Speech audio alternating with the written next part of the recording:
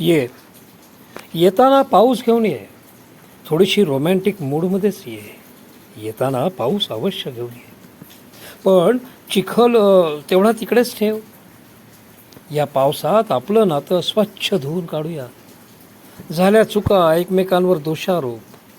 पाऊस कमी आणि चिखलच जास्त होता. कदाचित आपल्या नात्याच्या कुंडलीत तो अल निनो असावा.